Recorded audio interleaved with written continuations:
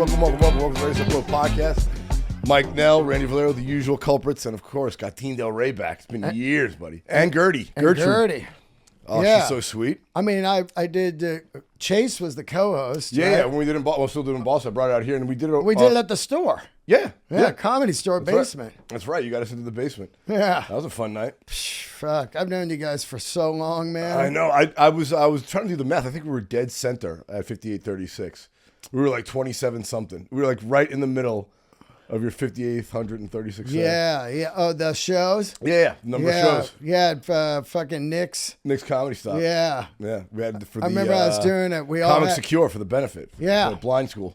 I was doing it. Bill Burr's like, I did my first spot ever there. I know. Ever, like the open mic. That place has been running for 30 years, and it's been in the same location, but the owners have changed. So like now it was like a fucking nightclub. Oh, it's worse. It was not a good setup for it. Dude, the second we were done, they're like, get the fuck out. Time to make some real money. And they just bring in the ravers. That was crazy. Yeah, they bring Boston out the Molly ravers. and the party starts. Yeah. You're going outside and it's just a giant line. You're like, where were you an hour ago? When we needed you. Oh my God. And then that other club's like a block away and everybody's like, you should be up there. Oh yeah, Laugh Boston. Is that still there? Yeah, Laugh Boston's going well. Fuck, dude, he built that place smart. So that area where John Tobin, he like runs all the clubs, everything from New Haven and North, he just fucking owns. If you want to do comedy, you got to know the guy. He's a great guy. But he built that club, and that's in the seaport of Boston, and there was nothing there yet. And now, dude, I swear to God, they built like 8 high-rise condo buildings, fucking fancy end hotels. That place is packed. I mean, he saw it coming. It was fucking nuts. Like Bill and I recently did like an arena around there, so we went a day early because he's from Boston, and we were walking around there. We went to. I don't eat sugar, but we went to, they got the little Italian neighborhood there. The North End. Oh, yeah. So we fucking went to. Get a cigar up there. Yeah, we went to the place that has the eclairs. Oh, yeah. Oh. I think Mike's Pastries. Yeah, I had to have one. Yeah. I was like, oh, fuck You broke the rule. How long has it been since you had sugar? 8 months and May 1st. Oh, shit. Sorry, 8 years. 8 years. 8 years. Oh, my God. May 1st. Long 8 years. A lot of people talk about their addictions to like, alcohol and drugs, but sugar's a big one that no one talks about, man. I mean, like, there's a fucking obesity epidemic in the country. Dude, it's, it's the hardest to quit because maybe you do blow for like, 7-8 years and you either overdose or you hit rock bottom. Yeah. and booze, you beat your wife or something. Whatever, something happens. But with sugar, you've been doing it since maybe 6 months old. Yeah. It's in everything. It's in your mom's milk. You know what I mean? So it comes natural. Fuck yeah. And so you by the time you got to quit it, you're like in your, late 30s, 40s, whatever, and you find out you got diabetes or something, and you go, oh, I got to quit this. And it's almost impossible. Yeah. Yeah. Yeah. Well, it's also like the only drug that you have to eat. Yeah. You don't have to do blow in the morning. Right. But at some point during the day you got to eat. There's no requirement. And then it's label reading and fucking. It's funny. I was just they bury it in shit, dude. Oh, yeah, it's all like hidden words. Yeah. Scamarol. What the fuck's a Scamarol? You know what I mean? Oh, it's I thought it was a bag of mixed nuts, but there's sugar in this somehow. Oh, it's fucking nuts, man. I got some because I do eat fruit. People go, well, what the fuck do you eat? And you kind of figure out what to eat, Yeah. And I was on a podcast recently. I was talking about how I reversed diabetes, and man. You would have thought I was talking about, Trump and Kamala. Oh, you took that much shit over this? This is false health news. It's crazy. It's like it worked for me, man. I'm going to say, this is what worked for me. Yeah. You didn't come out in a lab coat, did you? Yeah, with a fucking mask on like I had surgery. It's insane, but you can't talk about anything. If you say, this is blue, the guy goes, you don't fucking know blue, you fucking libertarian. Blue, I saw blue once in 72, whatever, Oh, my God. They'll fight over a color.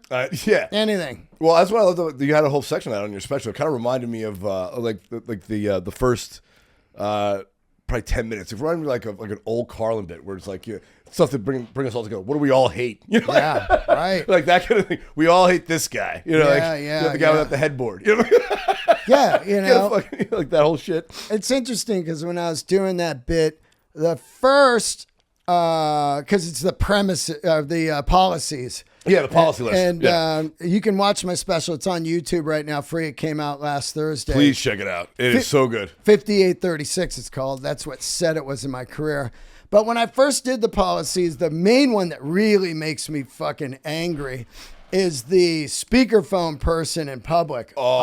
In an elevator or Starbucks line. Yeah, they're on the FaceTime. Like, what are you doing? What the fuck? Seriously, man. What the fuck are you doing? Yeah. How self-absorbed do you have to be that you think the whole world is there for your phone call? I mean, it reminds me of the old day of the Nextels. Remember that? Oh, yeah, where they chirp. Yeah. But I did that was the first policy. No laughs. Really? Because everybody was that fucking person. And they were just like, nah, I don't like that one. It was insane, actually. You know? Well, like, you told the one guy in the specials, oh, you do that? You kill yourself. Yeah. The whole audience. You guys all do that? Kill yourself. Yeah. People that want to go to Mars. Yeah. And it's like, kill yourself here. The fuck are you doing? Go all the way over there. Yeah. Save the effort. Kill yourself here. Wow. But yeah, man, it was a long time coming. 15 years of doing stand up. Finally got to do the special. I had Bill Burr producer, right? Yeah, Bill Burr produced. Marcus Russell Price, who did the recent Jessica Curson special that's out on Hulu right now. Yeah, so good. And then he also did the one of my mentors, Keith Robinson's special. Yeah. So and that's on Netflix right now, called Different Strokes. Keith had 2 strokes. People say comedy's hard. I'm like, yeah, this guy, he had 2 fucking strokes and he's still writing. Why aren't you writing? I was in New York about a year ago, and Rich Voss was bringing him on to a show. I was watching at the store or whatever. Yeah. And he's like, the only guy who had a stroke and got funnier. Give it up for Keith Rock. Yeah. Fuck he's like, you should have had a stroke years ago. Your career would have been better. Fucking breaking his balls. I loved it. Yeah, so we... we were gonna. I did a Netflix thing and it cut me out, and I was happy. Because really? It was one of those. You want to burn it? Yeah. It was like a 10 comic lineup, yeah. And I'm on it like 11:45. It's in a room that holds 2,000. They got 48 people there. Holy shit! I'm not making excuses. I wasn't good, but there was reasons. You're like, okay, life's changing now. Yeah. And then you do the set. Show up. Like, what and the then fuck? they called me like a month later and they're like, Dean, I go, yeah. And they go, we got some bad news. We had to cut you out of the special. And I was like, fuck yeah. I just pulled away and I go, oh, are you sure? Yeah. Yeah. And I go, okay. And I was like, whew, man. Still getting the check though, right? Oh, yeah. All right. That fucker was spent. You ain't getting it back. No, it was like a month or so after COVID, so it was this money's gone. But yeah, I did that, and then I had done a couple albums over a couple years. Yeah, I was gonna ask, how'd you pick the set list for it? Like, I shelved the albums. Okay, because they just weren't good, and I saw Dave Attell last week. I was in New York promoting the special. And I saw Dave and we're talking. I showed him the special and he's like, God damn, that looks fucking great. And I go, yeah, man, I'm glad I talked to you a couple years ago because you told me, don't rush it because once it's out there, it's fucking out there. And if it's trash, it never goes away. And he goes, it took me 15 years to do Skanks for the Memories. And I was like, you remember you said that? And he goes, no, I didn't say 15. I said 7. And I go, oh, I'm glad I heard it wrong. Because I would be fucking so miserable. You know what I mean? Like fucking, because I was in the 15th year and we finally shot it. But it really, the things happen for a reason. Yeah. And that's just the fucking truth, as cliche as that could seem. That's definitely the truth. And when I shot this special, I was so fucking ready. Yeah. And I felt great and I loved the material. And I loved... Well, you look like you were enjoying it while I was watching it. Like you were having fun up there. You know? It kind of comes through in the performance. Well, no one had done comedy in this cave. Well, that's the thing. Let's talk about this cave, man. Yeah. I don't know. It's Tennessee, right? Where in Tennessee is it's this? called the Caverns. How did you come upon this place? So I got a podcast, Let There Be Talk, and it's Great podcast. A lot of music people. So a publicist hit me up and they said, hey, would you like to have somebody on who wrote a book called Caveman Chronicles about this guy who started a venue in a cave in Tennessee? And I go, oh yeah, sure. And then I started thinking, I had him on while I was interviewing him. I go, wait, I seen this place. I thought it was a Hollywood set years ago. Oh, really? Okay. Yeah, because it looks fucking doesn't look real. Yeah, looks like something, fucking Star Trek or whatever.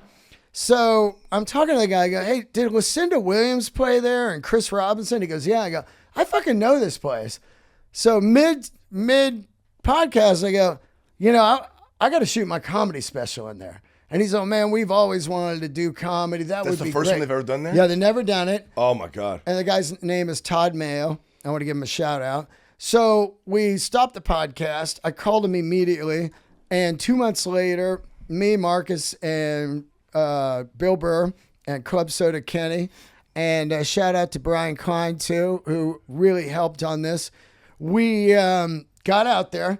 Nobody had done comedy, so we couldn't call anyone and go, what's this laugh sound like in there? Yeah. Because, what if you get in there and the laughs just dissipate? They don't go anywhere. Then you'll be fucked. Yeah. So we, even at sound check, we were like, I don't know, man. It was a little echoey. And they kept going, oh, when the people get in here, man, it really soaks it up. that's Todd. That's Pelham, Tennessee for you. Yeah, I'll tell you what, man, you get the bats a rocking. So Bill goes on. He goes on first and kind of fires up the crowd. And then he brings me up. And the first joke I drop, the laughs are thunderous. And it seems like a good acoustic setup in there. Yeah, and I immediately inside start to choke up because I'm like, oh, fuck. Here it is, 15 years. This is going to be good because I know I'm ready. Yeah. We're just hoping the venue's ready. Yeah. You know what I mean? And you can even see at the beginning, I go, I've been doing comedy 15 years. I kind of choke up for a minute. Yeah. I was like, holy shit, I'm going to cry here. And then it was just on. We did the first show and I walked off. I go, oh, we got it. Oh, how many did you do? We did two, but you got it in one? Nice. I forgot I was doing two. So I go, oh, fuck. All right, we're done. Let's go eat dinner. And they go, no, we're doing another in 30. Because I was so fucking hype on this thing. Yeah. And it looks incredible. I haven't seen a special like that. It was lit so well. It's just such a cool idea. I can't believe. I was like, did he even close Red Rock somehow? Where the fuck is he? Like, I didn't understand how it, like, the crane shots. Yeah, it was so beautiful. Yeah. It looks fucking crazy. It looks like they dug it out for that show. Yeah. The place didn't exist until let's dig a hole for this show. What's funny was it was like a small cave, and then he bought this. He bought a cave. I didn't know you could buy a cave. Yeah, right, you go on Zillow. I need a cave. You know what I mean? I'm looking for a cave. Yeah, who the fuck is selling caves? Fuck yeah, right? Then he went in there and they dug and dug and dug and dug out to go down. Oh, to get that angle. Yeah. And then Chris Stapleton was the first guy to play it. No shit. Yeah, and then Billy Strings did it. So it was bluegrass venue. Okay. But lately, like some cool bands like let's see, who played there? Somebody, King Gizzard played there. Oh, okay. Nice. Yeah, like 4 nights. Nice. And we have cabins and irks there and tents. Yeah, how far is that? Like far from Nashville? Where is it located? An hour and a half outside. Okay. It's in the middle of fucking nowhere. I was going to say, because how do you get people out there? But it's a destination. That's what it is. Yeah. 70%. Like Red Rocks is like 30% destination. This is 70%. Okay, wow. Okay. And shitloads of fans flew out for it. And I'll tell you what, the people that flew out for that thing, I can't even thank them from the bottom of my heart. Because once you get there, you go, oh, are fucking people going to be here? I mean, they were sold out, but I'm like, I don't know. I don't know, man. I'm not kidding. It was a Sunday also, Wow, really? Yeah, out there in the Bible Belt and in the middle of nowhere. You're competing with God in football? Oh, yeah, and snake kissing. I want to go to one of those masses so bad one day, just to see, like, I want to know how this guy gets so good with rattlesnakes and they don't fucking get him. Because you look at a snake, it doesn't have any like soul in it. Yeah. Like, it'll just fucking bite you. Like, how does he stop this thing from biting him? Well, I like the bloopers. They do get big. You go YouTube snake kisser bloopers. There's so many, man. Where I love those guys. There must the be cobras. Yeah, the open micer preacher doesn't know how to handle the snake yet, gets fucking nailed in the face. Like the old jerky boys, like snake bite my eye. I go boo doo doo. I was supposed to go boo doo doo. It bite my eye. Remember that? That Dude, could I be love the the jerky. I'm from shit. Queens. Those guys are from Queens. Those guys are Fucking huge in my amazing. childhood. Hats off to them. It's funny because I've been on tour all week with Tom Green. And you think about early pioneers in comedy and stuff.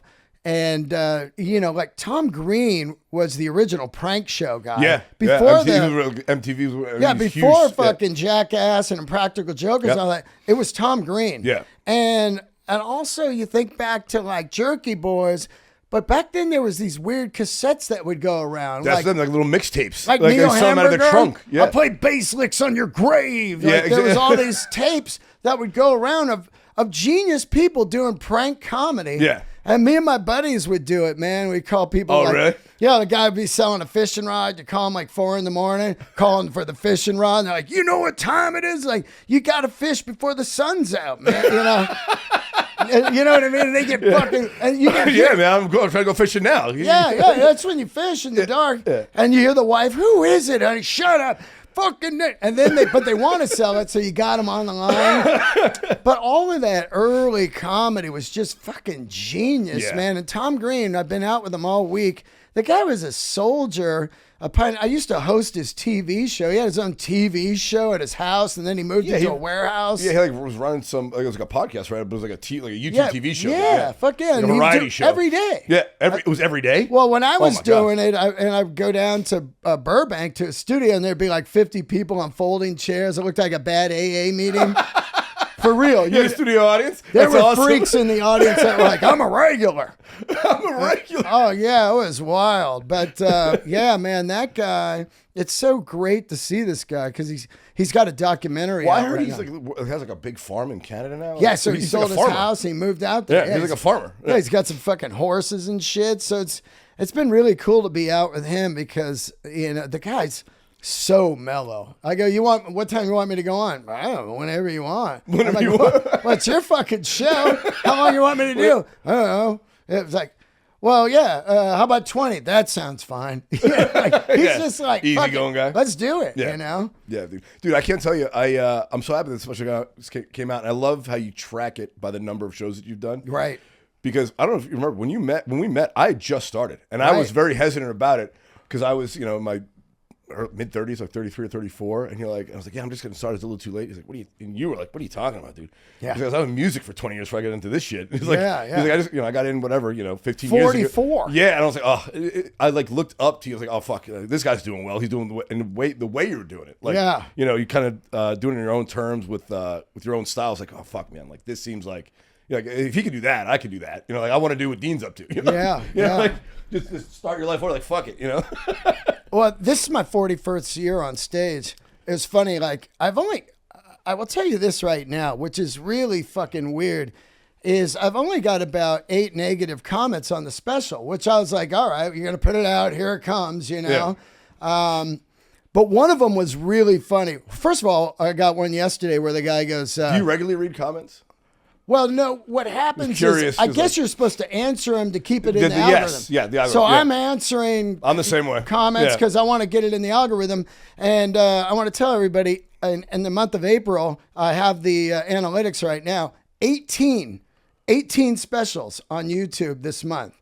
So 18 different comedians dropped on YouTube. People are like, yeah, you just drop them on YouTube and then you're selling out theaters. I've seen it with all these other guys. Like, hey, man. That's a pipe dream. Yeah. I was going to be fired up if I got 5,000 views. Dude, it was way more than that in this thing. Now I'm getting 1,000 a day. You know, but it was funny. This one guy commented. He goes, "Man, it is weak as fuck. Dean's out here deleting the negative not good reviews or whatever. And it's like, absolutely not. You know what I'm saying? Like, you kind of need that for the people fighting. Yeah, no, I've said that before. Like, a negative comment is almost better than a positive one, because then people get into an argument, and the algorithm doesn't know what they're saying. It just knows they're saying a lot of shit. Yeah, there's fucking. So just keep talking. Here's some back and forth. Because they're trying to keep you on for ads. Exactly. I wouldn't be surprised if YouTube was laying down some bad comments. Fuck this guy. They got agents, just like trolls that they put out. But I had a comment a couple days ago, and the reason I brought it up was it's fucking. First of all, this is my 41st year on stage, like I just said, and this guy says, I really, I get it. This guy, he's just, trying anything not to get a real job, but now it's kind of getting pitiful. And I was like, oh, this is hilarious. 41 years on stage trying to dodge a real job. I think I've done it here, buddy. Yeah. Pitiful, from look at him. A Seaman Man 665 or whatever. They don't even have their real names on they there. got the egg instead of their actual face. Yeah, it's so great. But, people, like I said earlier, they're going to, fight you over what color blue or green is or whatever. But the amount of amazing comments, and I think it's mostly because I never put clips up. I started in that era of don't burn your material. Yeah, and I like that you don't. Yeah. I like that you don't. Because a lot of times I feel like a lot of the clips now, especially like since crowd work got so hot, it's just these terrible crowd work. Oh, yeah. Man, unless it's a good joke you're willing to burn, keep that shit to yourself. Also, I was talking to a couple people big in the business. They're like, you're not burning anything anyway, unless 7 million people saw it. Yeah, that's true. This one got 200,000. I guess I better not do it anymore. It's like, how big the fucking world earth is? 200,000's everyone's like a micro celebrity. In the corner. Yeah, everyone's like a micro celebrity now. Like fucking CNN gets like 500,000 views a night. And that's a big number. But there's 400 fucking million people in this country alone. Yeah, it's fucking crazy. Yeah. So it's out there now.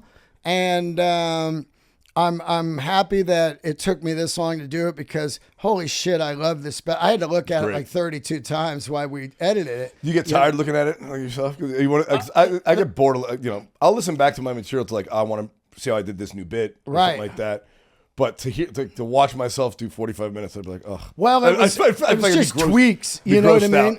Because now I'm not really listening to it. Now I'm like, oh, fuck, the color's off. Oh, yeah. Oh, fuck, this is fucking weird. What's going on with this? Or zoom in over here. Yeah, we caught one guy. He was obviously a beginner. We had all these new great camera guys, but one guy, every time I went to his camera, it was just blurry, like he was stoned, and somehow his vision was coming out on the special. I was like, what's going on my face here? You just lost one angle. Yeah, we just had to eliminate him. I was like, did we paid him?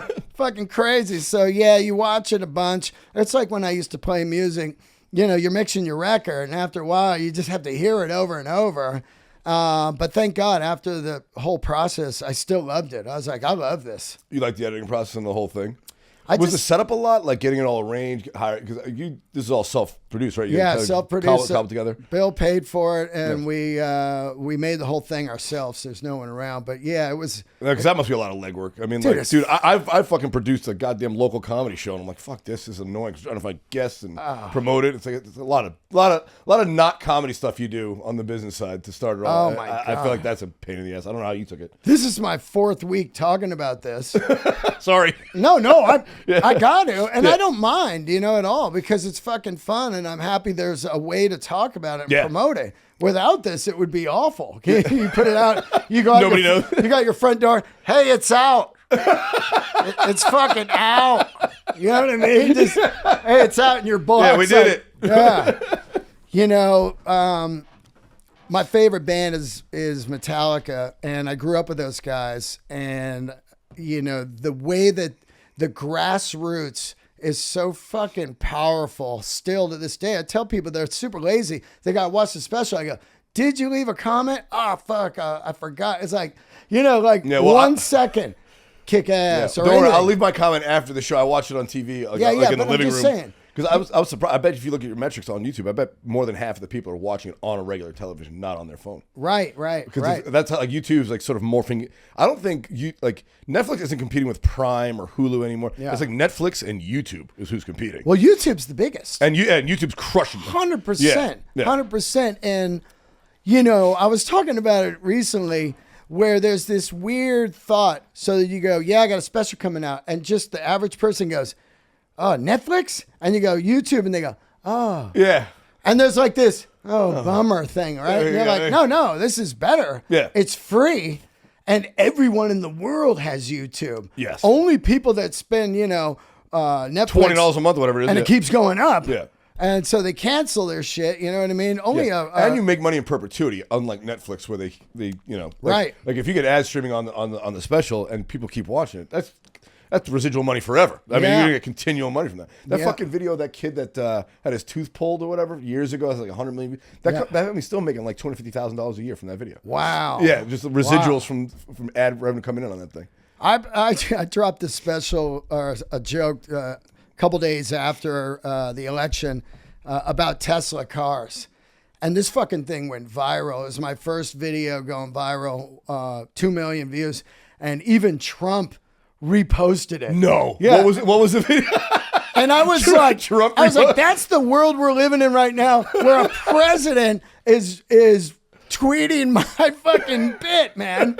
It was the one about that's so cool. I say, the funny thing about the election is 90% of Tesla owners are liberal, and now they're trapped because Elon came out as dark MAGA. Yeah. And I kind of do his thing like, this is before he did the Nazi symbol. And then I'm like, and I go, the T on the back stands for Trump. And fucking thing exploded, man. And so you never know in this era. When I was young, you'd have to go out at night and you'd fucking hang flyers letting people know your band was coming. Yeah. Dude, you'd go in front of a club with a staple gun and their flyers. Goo, goo, goo, goo. We're coming here. And then you hope a guy walking by, reads bus stop and goes, oh, look at these fucking dicks. Yeah. Oh, they do music? I want to hear it. Just a piece of paper. And then they go, and there was no one with a pen like, you suck, saw you last week. They're not leaving reviews on your flyer. On the corkboard. Yeah. Your forehead's big, you fuck face, So that'd be great. That's what podcasting is now. It's a digital flyer. Yeah. And that's what I love it because it's also more entertaining than a fucking flyer. For sure. But the cool thing about releasing your special and doing it the way you did too is like those 25,000 people who've watched it so far and the thousands more you get after that, like they'll be your fans. Yeah. Like they'll come out to see you when you're in their town. Yeah. Right. There's like a stickiness to it that, if I was talking with Jeff Dye about it recently, fairly recently. It's like, he's like, you do Tonight Show and it's great, a million people see it, but he's like, but if you do one fucking TikTok and 40 million people will see it. Right, he's like, and no one remembers, like, these are older people who are, young kids who are like going out at night, every night to go to shows are the ones at home watching Jimmy Fallon on a Friday. So, getting your fan base on social media, I think a view on social media is worth 10 times that of anything on like network or cable television. Because it's just you're just shooting at you're just spraying at the crowd and no one likes it. Whereas the people on social media that find you like your shit. Yeah. Like what you're up to.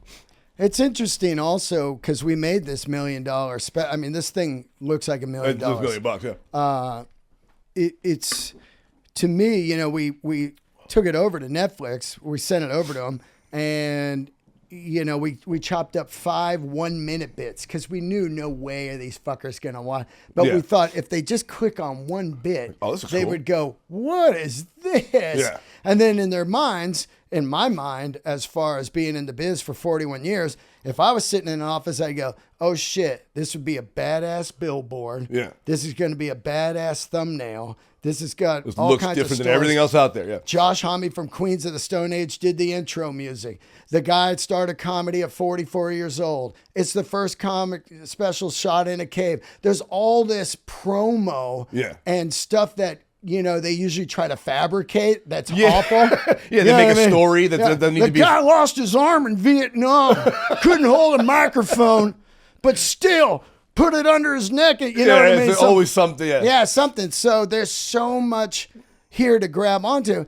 And at the end of the day, they didn't even call us back. They didn't look at it. We know they didn't look at it because you can tell when they click on stuff. And we're like, wow, can you imagine it? If the thing did do like 5 million views. Oh, no, they'll come knocking. Yeah, and then they'll be like, oh, who didn't fucking show us this? And then somebody's out on their ass. Yeah, it's in their fucking mailbox right there. 5836. He's fuck, I should have forwarded this. Yeah, it was wild. And then Hulu, they watched it and they were cool. They said, man, we're kind of booked till 2026. And I didn't want to sit on this. We're going to wait on it too long. I'm not going to sit on that. And then Amazon said they're not doing comedy anymore. Really? Yeah, they said they're going to take at least a year off. Oh, man.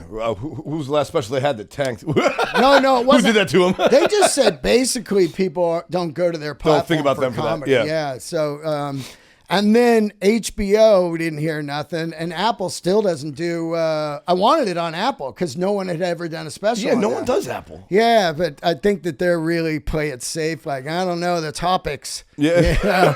We got to keep our subscribers. We got 39 subscribers. We can't lose these fuckers. Yeah, exactly. Yeah.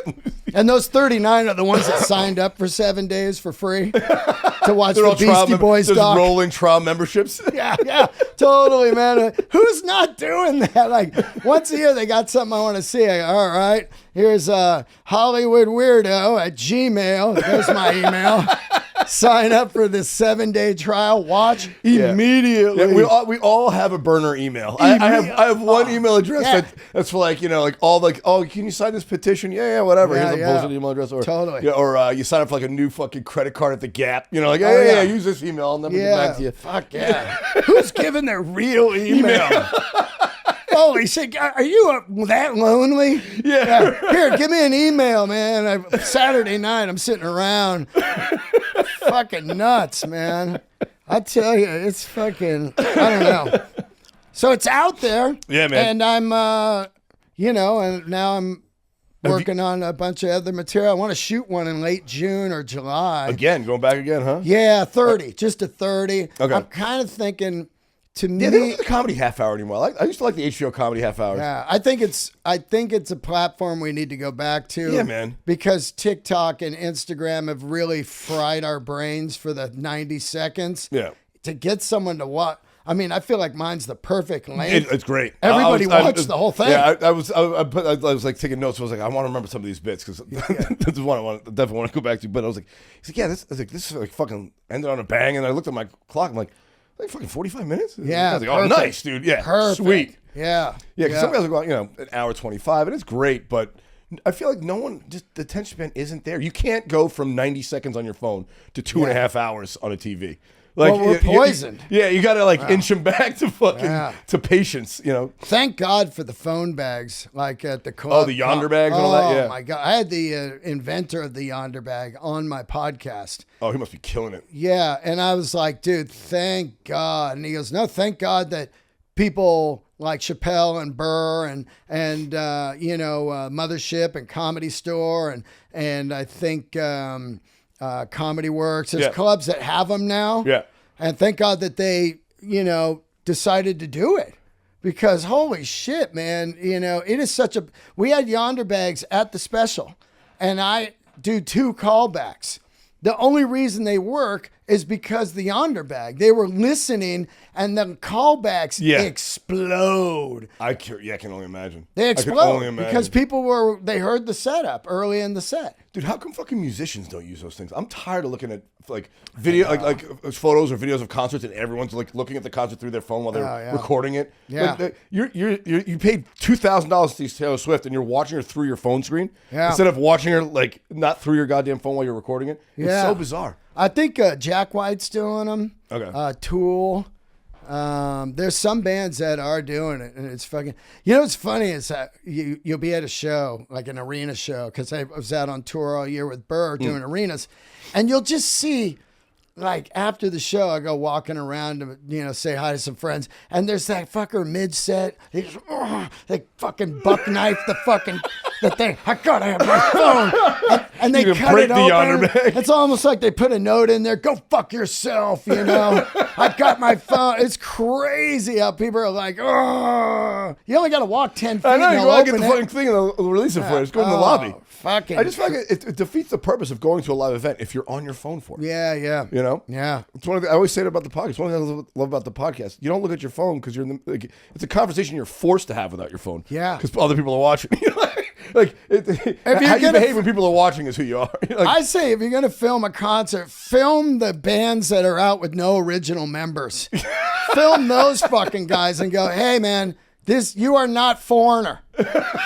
You are not Foreigner. You fucking... What the fuck? Just film it and put it up. This is Foreigner logo. That's what that is. It's the logo. You know? It's like the replacement team. Oh my God, you're better off seeing a fucking tribute band. It'll be $20 and it'll be Probably closer to your house and free parking. You know? Stop falling for the farewell tour. Holy shit, Skinner, all dead. Still touring. Fucking nuts. Like Jesus Christ, they have risen. It's fucking nuts. Skinner, all dead. Still going. Who the fuck is in Skinner now? Yeah, it's Ronnie's brother, Johnny. Okay. And then the rest it wasn't just like four strangers. He's not original, though. Okay. No, he's the brother of the singer. But at least there's some blood relation. It's not just four strangers who like took on the Skinner logo. Yeah, it's not Foreigner. It's not Foreigner, all foreigners. Yeah. Who's the one that put the Filipino guy at the lead? That's Journey. Journey. Okay. Yeah. I was confused Foreigner and Journey. I saw Journey. But I heard he's good. I heard he's really he is good. But check this out. I saw Journey at Madison Square Garden. And I took my buddy who works at the Stand in New York, right? And we're sitting there, and there's this drunk housewife next to me, and she's rocking out, and she looks over at me, and she goes, he still sounds amazing, right? And I go, that's not the original dude. Yeah. And she goes, I don't give a fuck. And I was like, the disrespect to Steve Perry, unfucking real.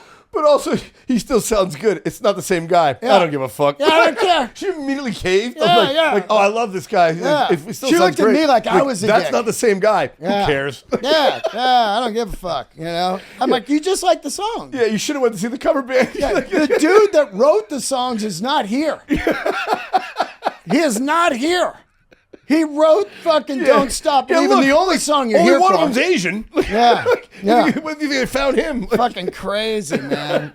It's like the concert world is really nuts, man. Do you still perform at all? No, just once a year. I did the Bon Scott thing. Okay, well, and you do. I saw you do the goddamn comedy jam, which is great. I did what? The goddamn comedy jam. I did that years ago. Yeah. But I was surprised. You got a great voice, dude. You fucking shredded it. Once I decided that I was going to do comedy after 25 years of music, that was it. I closed the door on it. I wasn't going to be 1 foot in one and one in the other. You know? Yeah, you don't wanna... Sometimes I do comedy. Yeah, sometimes I do rock, you know. That was it for me. And also I love comedy at this point in my life now so much better. Like, I do that AC/DC tribute once a year, and I'll tell you this right now. It's so fucking loud when I step on stage. I'm like, oh, fuck. Yeah. I mean, when you're old and people turn on Marshall amps, you're like, can you turn that down a little bit? You're full Clint Eastwood, get off my lawn. Yeah, it's just like a dog whistle for you. It's got to be loud to be rocking. I get it. But, man, when I go home after the 3 hours, I'm like, oh, I'm fucking done. Do you plug it up? You must plug your... Oh, God, yeah. Oh, my God.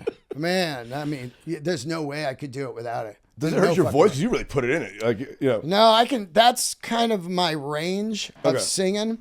I think it only hurts your voice if it's not in your range. Okay. Or you just don't know how to sing. Yeah. But, you know, also... I'm looking forward. I'm going to do it for my 60th birthday. This is going to be the first time I'm going to use in-ear monitors. And that's like, you know, they're like earplugs, but with the sound instead of having to go with the wedge on the floor.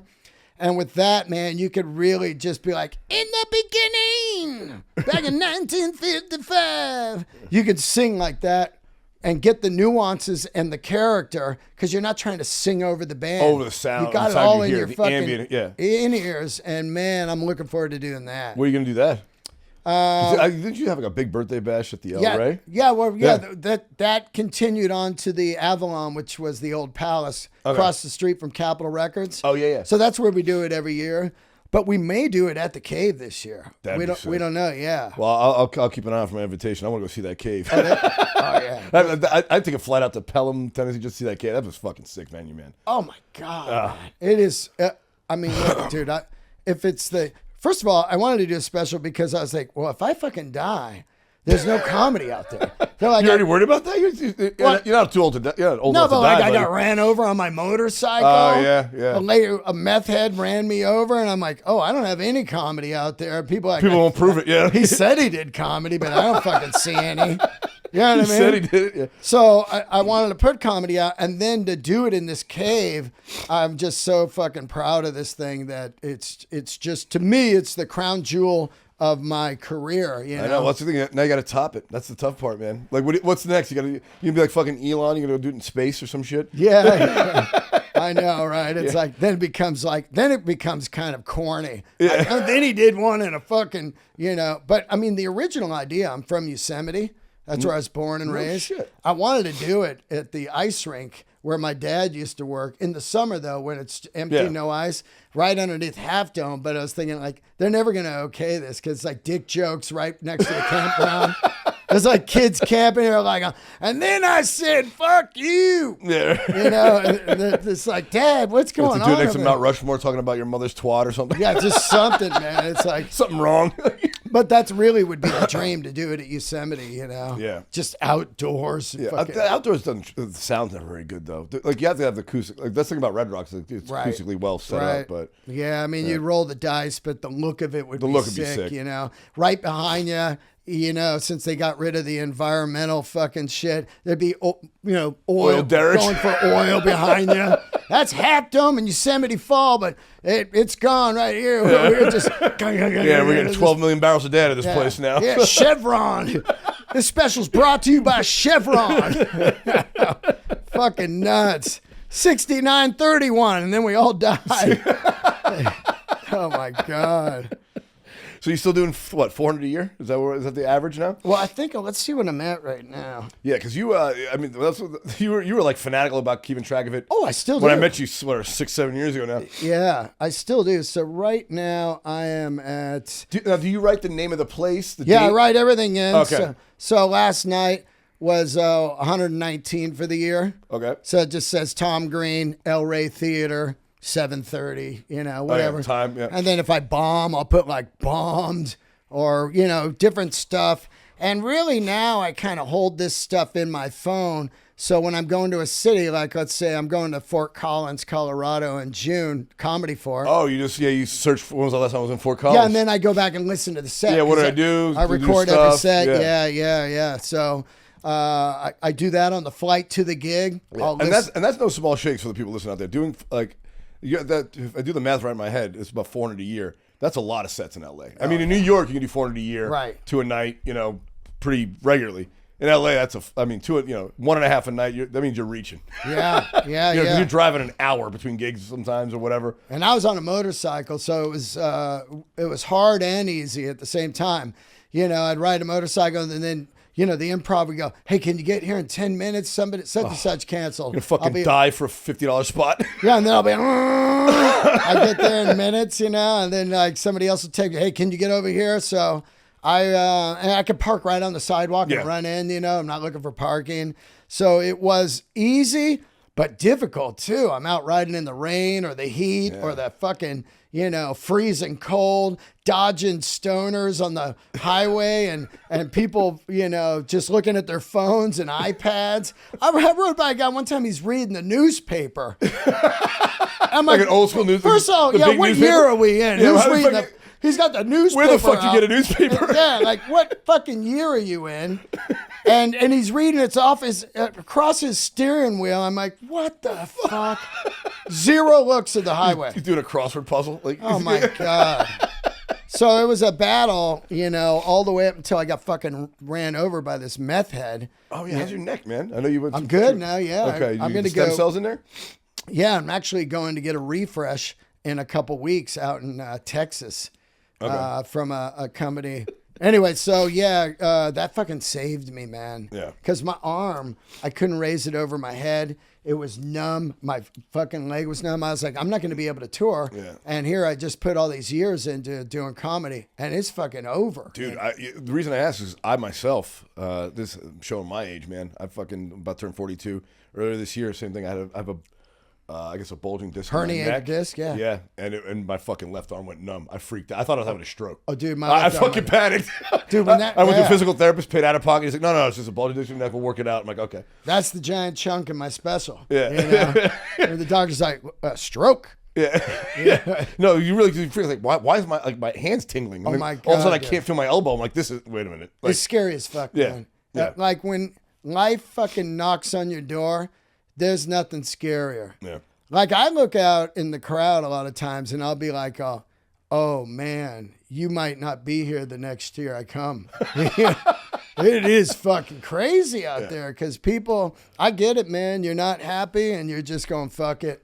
Let's just eat this and shit. Smoke and drink whatever I feel like. Whatever, man. But man, it's scary. You know, I'm 59 and now I'm 59, battling. you look good, dude. I'm battling reflux now out of nowhere. I got You get heartburn and shit? acid reflux, Oh. trashing my vocal cords and shit. So that came from sparkling water. Who the fuck knew you could? Sparkling water is dangerous for you now? Yeah, because the bubbles explode. The gas pops in your stomach And creates and throws acid up your esophagus. Oh my God. That's how you know you're gonna know when bubbles in water bother you. Dude, yeah. I can't have iceberg lettuce. It gives me the runs. It's Yeah, like, what? yeah. It's lettuce. Like, Yeah. lettuce shouldn't bother you. Like, You can't eat anything. You can't breathe. You can't fucking. I mean, everything's bad for you. Everything. yeah.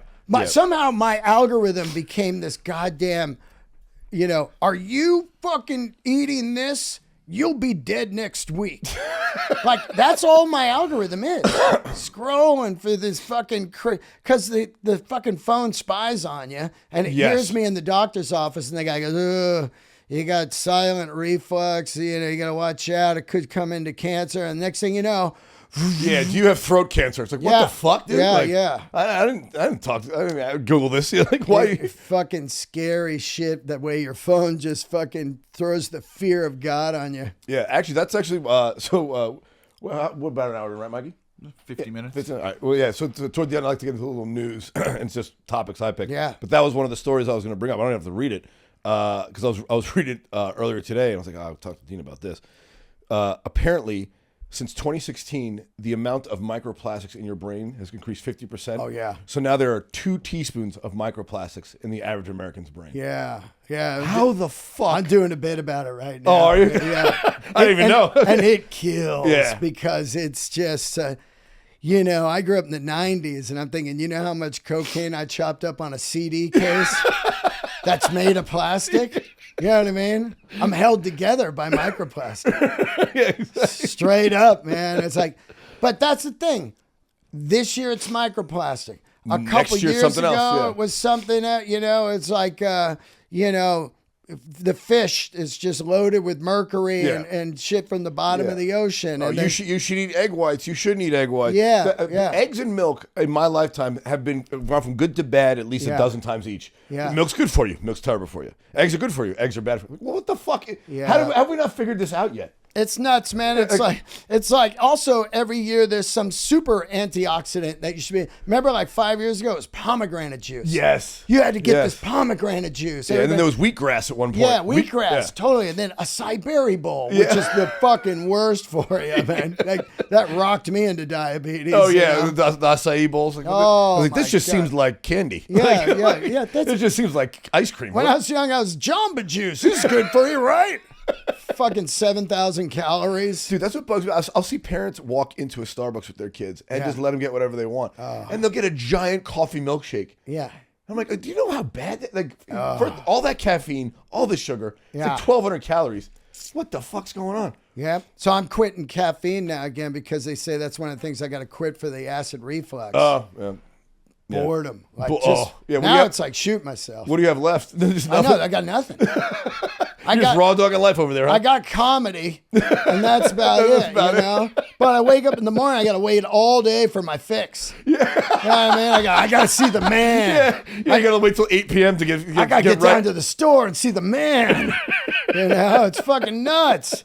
Yeah, I usually wake up, I walk to my favorite coffee shop, I get like a coffee or an iced matcha, you know? Yeah. I love green matcha.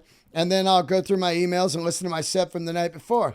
Now, I don't want to be one of those like homeless dudes where you're just in there using their Wi-Fi and not ordering. You got to get something. You got to get the green tea or there's caffeine in that. There's caffeine in everything. Herbal tea with no caffeine. Yeah, it's fucking nuts. Yeah, it's like my grandmother. Can I get a hot water with lemon? Yeah, My right? 94-year-old grandmother, hot water with lemon. I can't have lemon. That's fucking acid. I can't fucking have shit. It's fucking nuts. Literally, the guy gave me a menu with like 4 things. Yeah. Plain oatmeal. And then white rice. Kale with no more pepper. Yeah. None of that. Hot sauce is way the fuck out the door. Oh, yeah. Flavor. Yeah. First thing to glow with an ulcer is, or acid reflux is flavor. It's basically, when I grew up, my mom rest in peace, wasn't a good cook. All her stuff was bland. I'm going back to that. I'm going back to You went and got her cookbook out? You broke out her old recipes? Yeah, just mom's stuff.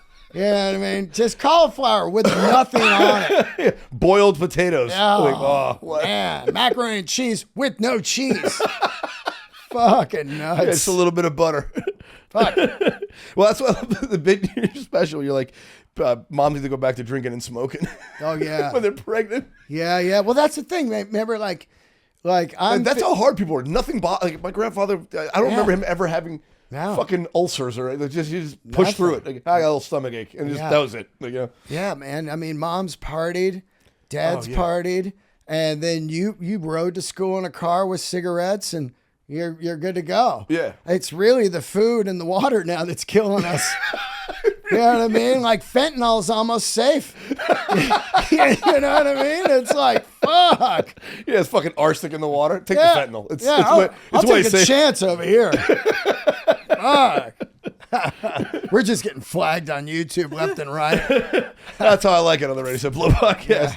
Listen to this one. Health and safety flags below. Just the misinformation tag is just permanently on. Yeah, totally. Fucking nuts. And then the fucking reviewers. Yeah, somebody's gonna pipe up. You guys are giving out false information. Like, well, I didn't pretend to be a doctor. It's like there's 0 MD on my jacket here. Yeah, it's all no opinions, or just all opinions, no reading, no research. Yeah. That's what we do here. Yeah. Apparently, when you do a comedy podcast, it's supposed to be taken as the truth. Yeah, that's the thing now. Yeah. People are holding Joe Rogan I to can't task. believe what the fucking guy's saying. It's like, this is a comedy. Yeah. When you see like the New York Times commenting on Rogan or something that Andrew Schultz said on Flagrant, it's like, he's just talking. Like, you guys should be doing reporting. Like, also, you don't like it, turn it off. Yeah. Go watch a channel you like. Yeah. It's fucking crazy. Yeah. Well, that's my least favorite is when like in an actual news article, they'll be like, and here's Twitter's reaction. It's like, I don't need to know what some guy thought on Twitter. Like they'll put it in they'll embed it in the article. Like there'll be like a paragraph and then this guy's opinion and then more words from the reporter. I'm like, I don't need that random guy interjected in there. I don't know that guy. I don't know what expertise he has. Fuck that guy. Like, well, it's like that guy's comment. Dean's out here just deleting anything that's not favorable reviews. And I was like, wait a minute. So I don't know what you posted. And I'm not deleting anything, but that means you're coming back. Yeah, you're giving me a count. Yeah, you're reading the comments over and over and over. Let's see what kind of traction I'm getting. You know what I mean? And what he doesn't realize is, okay, I got another fucking count, a view. Yeah. From you. Yeah. Well, if you were deleting comments, you would have deleted that one. Yeah, exactly. That'd be the first one you get rid of. Yeah, right? it's like fucking, I told him, I wrote like, nah, that's not happening, and have at it, Yeah. And it's I've had people trash me on the internet. And like, thanks. Yeah, I just say thank you. Yeah. You think somebody trashing me after 41 years? Like, man, I better just get out. Yeah. You know, this guy. Like 41 years, you haven't built up a thick skin. Like fucking. Yeah, maybe. Oh, because Seaman Man 69 said I should quit. Yeah. I'm gonna quit now. Yeah. You know, this guy's a failure after 41 years. Like, yeah, you're right. I've been crazy happy most of my life. You're right. I'm a failure. Yeah, I wonder if this thing. I bet you 90% of the time those are just bots. You think so? I bet. And the other 10% of the time it's just shit stirring. But well, that's what I'm saying. Why would you come back and look at? Yeah, that guy might be a real guy if he's coming back, because he's getting traction from the comments that he made on your show. So his life revolves around people responding to comments he made on other people doing stuff. Right. It's not him doing stuff. Right. It's, let me shit on something somebody else did and see what other people say to my comment about it. Well, it'd be amazing if nobody made anything. Where would these people be? What would they do? Yeah. Where would they be? Can you imagine? What would they all do? They just wake up one day and they're like, the fuck? Fuck! And then they just fucking... Well, you know where they'd be? They'd be down at the Walmart shooting people up, dude. Oh, yeah. We'd have to lock up the firearms. Just fucking rage, man. It's crazy. Speaking of happiness, this I found fucking bananas. Millennials say that they need $525,000 a year to feel happiness. Who doesn't? Yes, a recent Who doesn't? survey. Millennials. I'm 59. I need that too. That's the most ridiculous headline I've ever seen. Right? Everybody needs that to feel happy. Yeah. But the numbers, it's so high. I'm like, fuck, is that what it costs in the world today? But I guess for millennials, it says a recent survey by the financial services firm Empower, conducted in August 23, of over 2,000 Americans, revealed that they feel millennials need at least $525,000 to feel they've achieved financial happiness. Generation Z and X and baby boomers indicate they need a yearly salary of approximately $125,000. The overall average across all age groups is $284. So for whatever reason, millennials need 4 times the money than all the other 4 living generations around them to feel happy. Unless you live in California.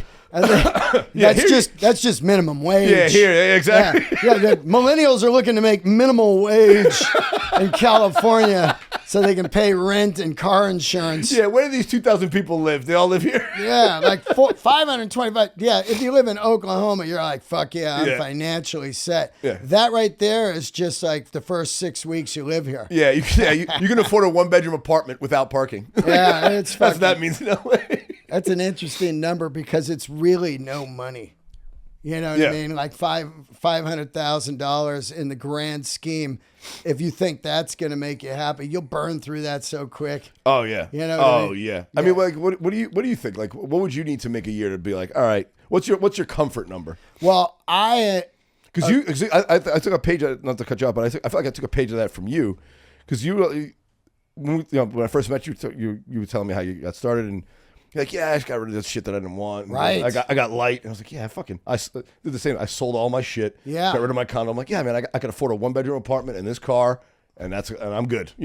That's it. Low overhead, and you can do anything you want. Yeah. But the problem is, I always tell people when they ask me, like, hey, start a comedy at 44, that's amazing. And I was thinking, like, well, most people won't go for their dreams because they have credit card debt. Yes. And that's because they're unhappy and they're trying to fill Keep a hole. Yep. Right. And number 2, they're afraid of failure. Yes. Which is weird. The older you get, the more afraid you are of failure. With me, the older I get, the least I'm like, they fucking, high school, you're like, I don't want to go up there and do a play. Yeah. They'll think I'm gay. Yeah.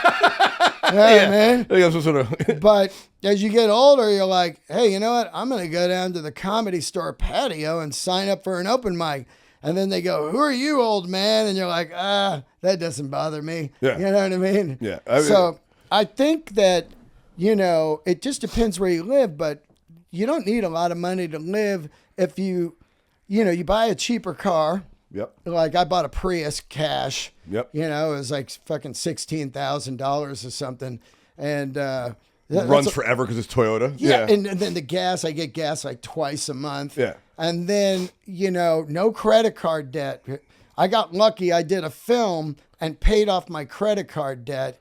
And then I was like, no, I only have a credit card because of hotels and flights to book them. Yeah.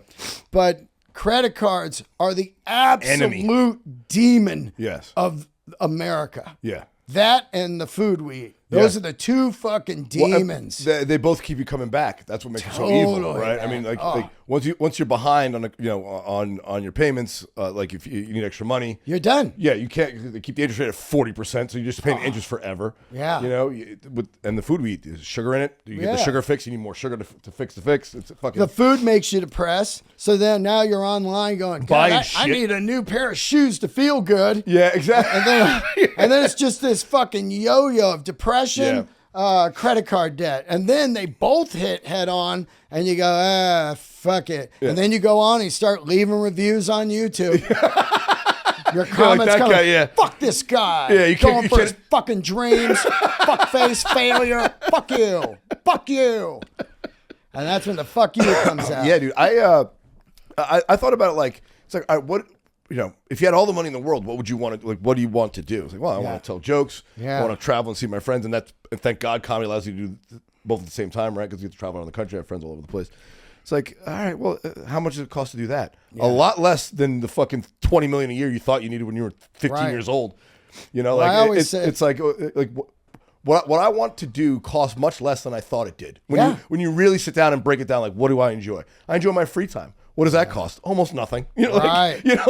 Almost nothing. Whatever my rent is, that's what it costs. That's it, man. I love, these days I just like walking around the neighborhood with my dog. I'll go for a fucking walk, dude. Yeah, man. It's fucking great. That's what I do on the road.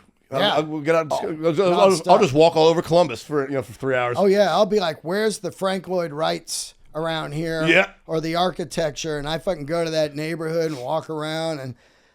Somebody asked me recently because I play the lottery once a week for fun, just one ticket. Oh, it's always that's the best way to do it because one ticket. What you're really buying there is the dream. Like, oh man, if I hit this 375, it'd be fucking great. But you're buying a dream. I don't want to win the $50 million. I just want to win like the $750,000. Yeah, like the next when you miss one number. That's it. Yeah, and then just be like, oh, okay, well I can do comedy for the next 5 years without fucking freaking out. Yeah, oh my God, you can say no to gigs. Yeah. Oh yeah, bar show in Bakersfield. Eat a dick. Don't you know I won $750,000? I don't do bar shows. Not this year. Yeah, not this year. I'm getting off the cruise ship this year, buddy. Yeah. I will say this: I'm proud to say I've not done a cruise ship. I bet there's some out there that are cool that you like. The rock cruises, like a theme cruise. Yeah. I would do those. But those ones where they're like, you're out for 3 weeks. Oh yeah. Oh no, man. No. That's why you hit the buffet. You're just like, I hope I die. Give me more leg of lamb, ham. Yeah, that bloody leg of lamb. Hopefully it has a bacteria in it. Dude, I was on a cruise. I'd never been on a cruise ever. So my buddies were playing on the Grateful Dead cruise, the Jam cruise. Yeah. And they go, hey, you want to go? And I love this band more than anything. The Mother Hips. They go, we'll just say you're our tour manager and you get to go free. And this is like the first month I was doing comedy. And I go, oh, fuck, I've started comedy, but fuck it. I've never been on a cruise. I'll get some bits. Yeah. And we're going to Jamaica. I got on that boat, and after like 4 hours, I wanted to get the fuck off, but I'm trapped on it. I was so depressed. They had like an ice cream machine, like the soft serve. Yeah. I walk by that thing like hourly. Eat an ice cream. This is how depressed I was. Another one. I probably got diabetes on the boat. Another ice cream. Like 75 ice creams the whole trip, man. I was like, get me off the boat. Jeff Dye brought me out to. He did a couple cruises early on when I was going on the road with him, and it was like he was doing private events for this company. Oh yeah. And then they made him like, hey, we'll pay you this corporate money to bring an opener. Yeah, he's like, you're coming. I was like, great, for free. I'm like, all right. And it's the only time he ever told me, he's like, yeah, I usually do an hour. I usually go over an hour 15 or whatever. He was fucking light me at 45. Yeah. and not a minute past. He goes, light me at 45. And the first disembarkment place, we got off the boat and flew fucking home. Oh yeah. He was like, never mind the rest of it. I don't need the money that bad. I'll give it back. He was disappointed. Yeah, I couldn't imagine that because corporates are always weird. Yeah. I never understood it. Like, it never works. Of course, when they offer you the money, you go, well, fuck, I need this money. I'm going to do it. But you go like, hey, you've seen what I do, right? Yeah. Oh, yeah. One of the guys saw you and thought you were amazing at the store. Well, that guy has way different taste in comedy then than then your the company. other people watch comedy back in like the 70s, you know, and they're like, oh yeah, you know, I like comedy. I watched Good Times, you know, or whatever. They're like ancient reference, and then you get in there and they're like, oh, what the fuck? Whoa! And then I just go harder. Oh yeah, I did one corporate gig once, and I'll give them a shout out. Shout out local real estate group in Arizona. It's like a big real estate group. And they'd seen me perform. They had me back, but they said, you know, we want to have you on for the show, like okay, for our Christmas thing. Like, okay, great. It's like, yeah, you know, we had a comedian a few years back, and it was kind of clunky. Like, what do you recommend? I was like, well, you guys should rent the Tempe Improv. Yeah, because they have a bar and you know, great. You know, and they're like, okay, done. And I'm like, what? Yeah, like, yeah. What time should we start the show? This time.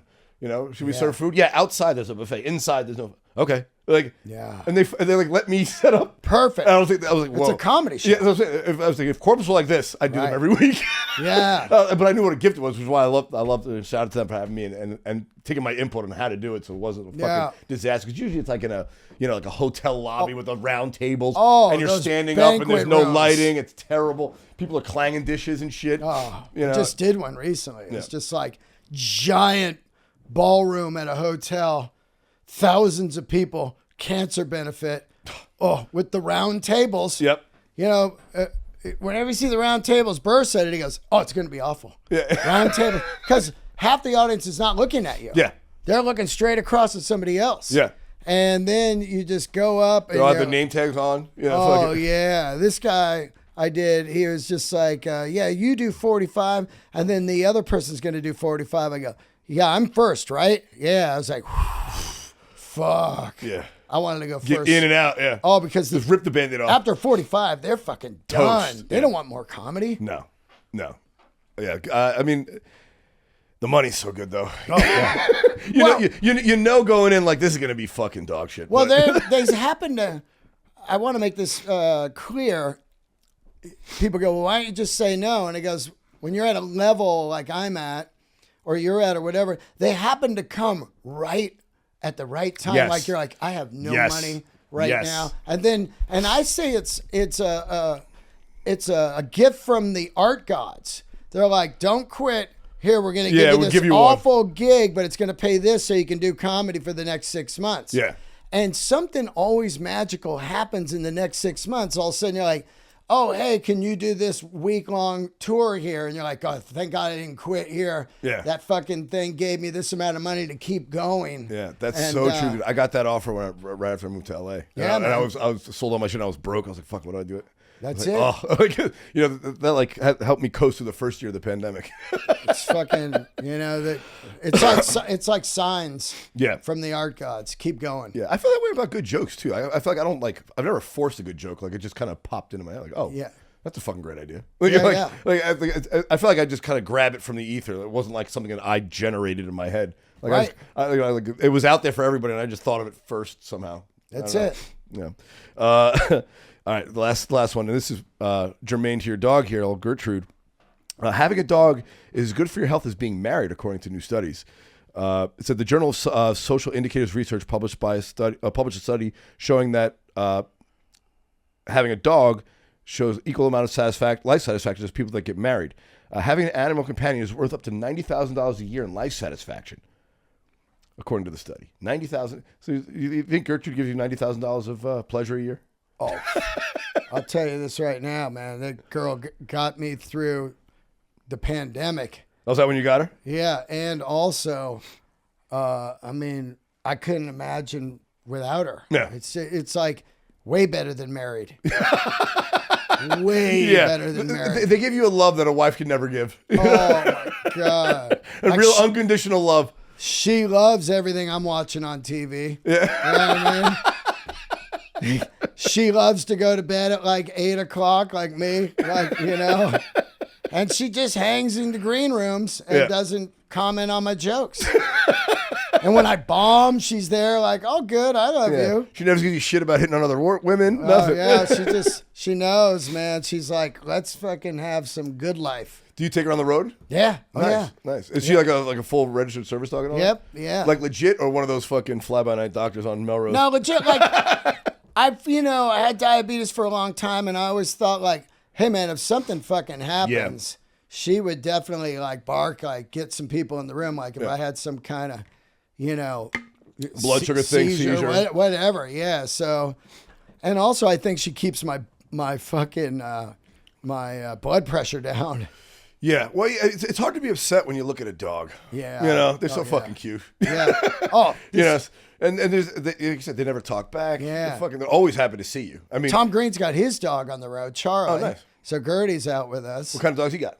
He's got like a rescue he got a little one or a big fucker? It's like a white shepherd looking dog. Okay. Yeah, and Tom walks on stage with the dog, and he has a chair, and the dog goes straight to the chair and sits there the whole set. Nice. And That's awesome. Sometimes when shit's going on in the crowd, Charlie would be looking around like, what the fuck that guy say? Like she'll stare down at heckler. Fucking crazy. There was a guy last night, just rabbit ears in the crowd. He came as Gummo. Oh, yeah. Just full rabbit ear. Like, what? There's always one. Tom's fans, I bet. Yeah, right. Yeah. There's one guy that took the show serious. Yeah. Like, I'm wacky too. Yeah. You don't bring her out on stage, do you? No. It doesn't work with this dog because everybody's like, oh, yeah. One time I was mid-set, I was killing, and she got out of the green room. She rolled onto stage, and I just hear everybody go, oh, and I go, oh, show's over. Show's over. She upstaged you immediately? Yeah, I got to do a Q&A with her. Fuck. Yeah, you can't fucking be like, rah, rah, rah, rah, and then like, oh, there's my dog. Yeah.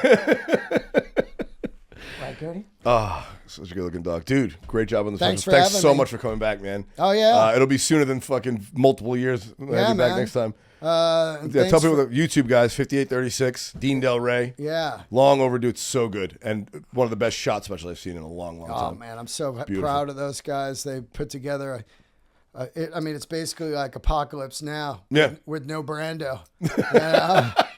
It's just beautiful. Yeah. Man, it looks like Coppola was in there. Fucking just the cinematography and the lighting and the location. It's in the crowd. I want to shout out the crowd one more time. These fuckers were magic that night, man. And the material. Shout out to you, man. Fucking good stuff. Yeah, great stuff. It's funny because for a few minutes I was like, wait, are people only going to talk about the venue? No. I had a bunch of your jokes in it, yeah. But then people were really digging the comedy and that. Well, it's just so striking. It's the first thing you notice, like, oh my God, it's a weird place to, Right. Like I said, it looks like it looks like a set built for the thing. A set. Yeah. But it's apparently real in Pelham, Tennessee. Yep, the Caverns. Shout out to the Caverns and Tennessee and everybody that came out. And Club Soda Kenny, the tour manager, they wrangled the crowd and made sure that no one was fucking around in there. And most of all, thank you, Bill Burr, for just the years of support. And thanks, man, for letting me ride on your coattails, man. Because without you, I wouldn't be shit, dude. This guy fucking coattails. Wow. I love it. It's like, I've done over 6,000 shows. They go, yeah, fucking yeah. It's like, yeah, you're right. The 79 shows. Yeah, I do with Bill, really. Yeah. You're right. These other 6,000, I didn't earn or work or book myself or fucking. Yeah. You weren't a comedian, and then Bill said, "Here, now you become one." What? No, he took me out because I was good, not because. Yeah. Fucking unreal. He's one of the best humans I've ever met, hands down. I got a chance to meet him a couple times. There's no great guy, and he's a big comedy hero of mine. So I always feel weird about when I'm having an interaction with him. I don't want to bring my own fucking like, oh, this is Bill Burr. Like, oh, it's just, but he's a great guy, sweetheart of a guy. I like talking helicopters. I always try and bring up helicopters. He's into that. God, fuck. He's into that. I've rode many times in the copter. Oh, really? Scary every time. I was gonna say it must be like, wait a minute, do you really know how to fly this fucking thing? Well, yeah, that's the thing. You're like, well, this is my friend. Yeah. You know what I mean? Like, yeah, I know he's fucking smart and he's fucking good, but he's still like, how many flights you got? Yeah. I mean, this is life and death. There's some people I won't ride in a car with. You know what I mean? Yeah, they're called women. Oh, fuck. No, I got a buddy, man. He fucking drives like 40 on the 5 or the 101. I'm like, hey, dude. We're going to get rear-ended. Press the fucking gas, man. We're going to get run over. Like, just grandma. Yeah. Oh, my God. It makes me crazy. Where can the people find you, Dean? Obviously, the specials on YouTube. At Dean Delray everywhere. And Delray is Delray. I don't know when this is out, but I'm going to be in Colorado at Fort Collins, Colorado. Delray.com. I'm going to the Comedy Cellar in Vegas for a week next week. I'm doing Reno, Laugh Factory. I have some Houston shows coming up, which I'm fired up. You do the Riot out there? I don't know what I'm doing. These guys just booked me from. I think it's the Riot. Like 2 nights or something. Yeah, I think it's the Riot. Those good guys. You like them. Good, yeah. It's a cool spot. Yeah. Good dudes. So looking forward to that. And then some more tour dates. Just DeanDelray.com.